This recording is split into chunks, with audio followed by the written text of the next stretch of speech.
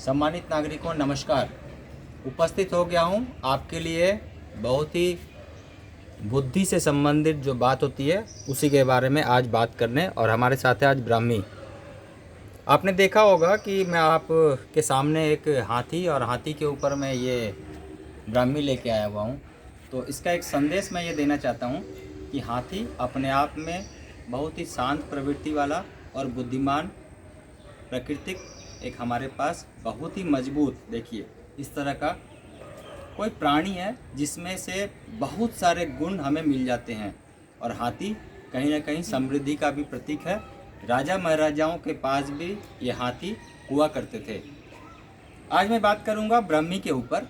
तो इस ब्राह्मी को दिखाने का मेरा सबसे बड़ी बात ये होती है कि ज़्यादातर समय में क्या होता है कि घर में यदि एग्ज़ाम है तो बच्चों को एग्ज़ाम के ठीक पहले शंखपुष्पी ब्राह्मी दिया जाता है।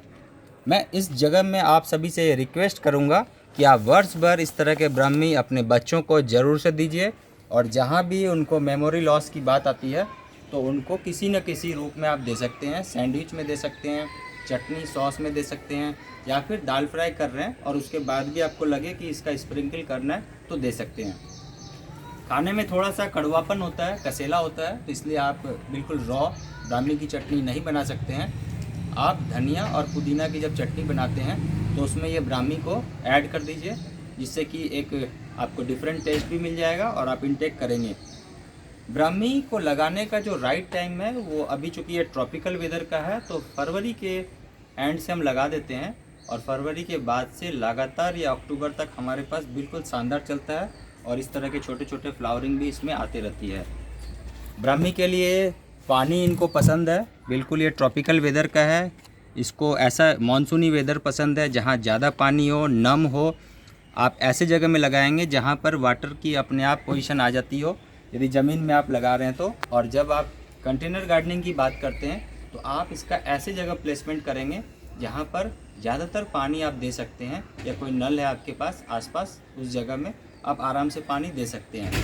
इवन कि आपके छत में यदि कोई आपने काम किया और उसमें से ज़्यादा पानी कहीं निकल गया तो आप ब्राह्मी में भी डाल देंगे तो भी ये शानदार चलेगा। ज़्यादातर ये थोड़ा सा नम और दलदली वाले जगह में आसानी से हो जाने वाला प्राकृतिक पौधा है, लेकिन चूँकि ये दुर्लभ है तो हम लोग अपने छत में, हमने अपने आसपास में और मोहल्ले में भी देंगे। ऐसा एक सिस्टम बना सकते हैं जहाँ पर कि आप कभी भी कोई औषधीय पौधा लेके आएँ तो आप ज़रूर से अपने आस पड़ोस के लोगों को भी ये पौधा गिफ्ट कर दें, जिससे आपके पास यदि इस पौधे की कभी कमी हो गई तो आप अपने आसपास से ही सारे संसाधन को एकत्रित कर लेंगे और ये सभी के लिए सुलभ हो सकेगा। तो ब्राह्मी को बहुत ही आसानी से उगाने का तरीका है कि आप जब मिट्टी बना रहे हैं तो मैं उस मिट्टी बनाने के फार्मूले में बात करता हूँ। 10 किलो गार्डन सॉइल लीजिए, 2.5 किलो रेत मिलाइए, 2.5 किलो कंपोस्ट मिलाइए, और किचन कंपोस्ट हो जो आपके घर से निकलने वाले कचरे से बना हो तो ये उत्तम है। और इसमें मिलाइए आप 1 किलो नीम की खली और 1 किलो आप मिलाइए इसमें आपको लीफ कंपोस्ट। सभी चीज़ों को मिक्स करने के बाद 20 ग्राम हल्दी, 10 ग्राम काली मिर्च का पाउडर और इसमें आप मिलाइए 20 ग्राम खाने वाला चूना।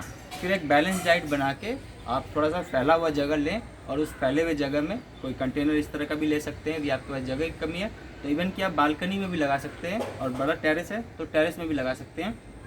आप इनको लगा दें और इसके बिल्कुल एक कटिंग भी आप लगा देंगे निकाल के तो ये कटिंग भी बहुत अच्छे से चलेगा। धीरे धीरे ये फैलता जाएगा और आप इसको एंजॉय कर सकते हैं।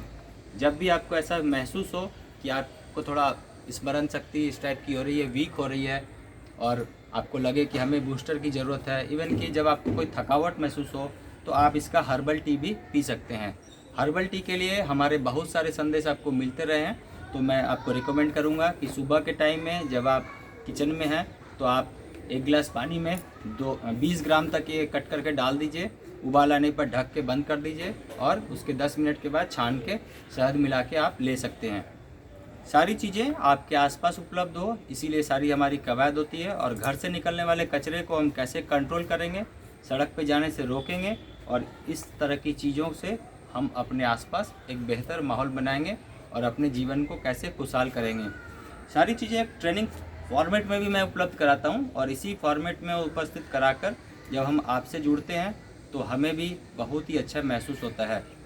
देश विदेश से जब हमारे पास इस तरह के संदेश आते हैं कि हमारी बताए गए तरकीब से वो खुशहाल हो रहे हैं, तो आप समझिए कि हमें कितना आनंद आता होगा।